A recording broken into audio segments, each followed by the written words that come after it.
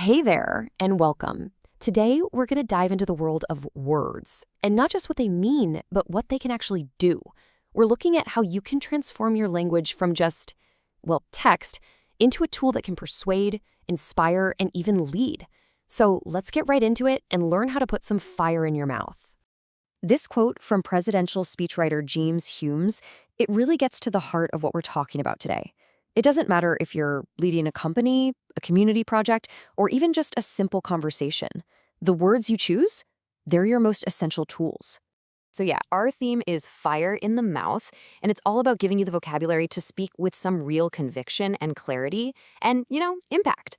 We're going to explore the words that define powerful persuasion, and also its much sneakier, manipulative cousin. Okay, first up, let's open up what I'm calling the Persuader's Toolkit. Think of these as the absolute essentials, the foundational words you need to build an argument that doesn't just get heard, but really gets felt. Any truly powerful argument, it pretty much stands on three core pillars. First, you have to advocate for a clear position. Second, your reasoning has got to be cogent. We're talking clear and logical. And finally, you have to deliver it all with candor, which is just genuine honesty. It's kind of like a three-legged stool, right? If you're missing one of those legs, the whole thing just collapses into noise. So let's break down that first pillar, to advocate. This is so much more than just agreeing with an idea. It's about becoming its public champion.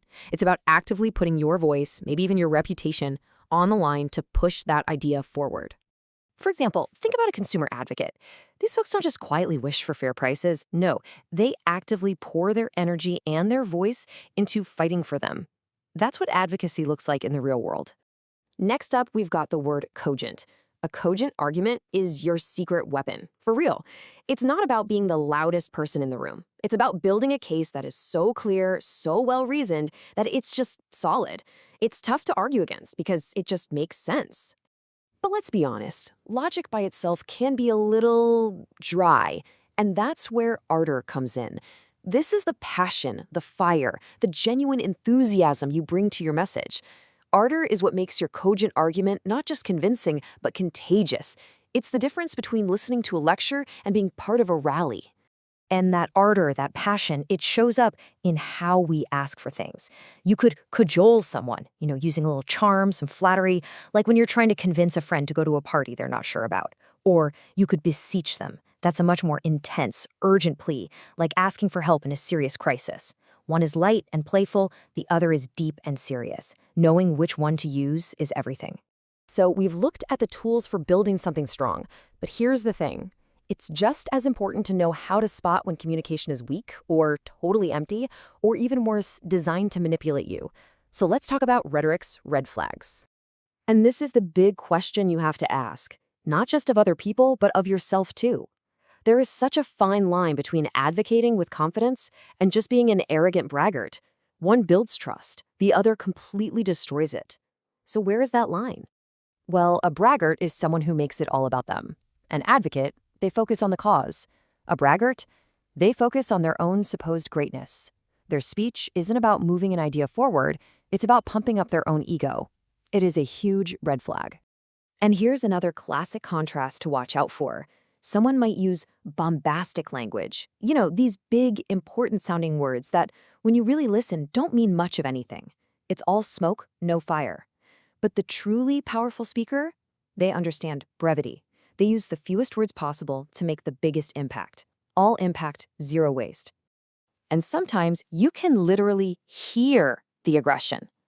It might come across as brazen, acting totally without shame, or vociferous, which is really just being loud and forceful to drown everyone else out. When you hear all this, it just creates a clamor, this chaotic, confusing noise that's designed to intimidate you, not to actually communicate with you. In all of this, it usually boils down to one goal for the manipulator, to aggrandize. They're not trying to build a better argument or a better community. They're trying to build a bigger version of themselves, and they're often willing to bend the truth to do it. All right, for our last section, let's pull all these threads together. We've talked about the good stuff, and we've talked about the red flags. Now, let's talk about the music of your message, how your delivery and the stories you tell make all the difference. Really think about what your audience is hearing.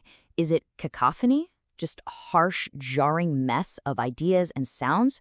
Or are you speaking with cadence, with a pleasing rhythm and a flow that makes your message not just easy to follow, but enjoyable? One is just noise. The other is music.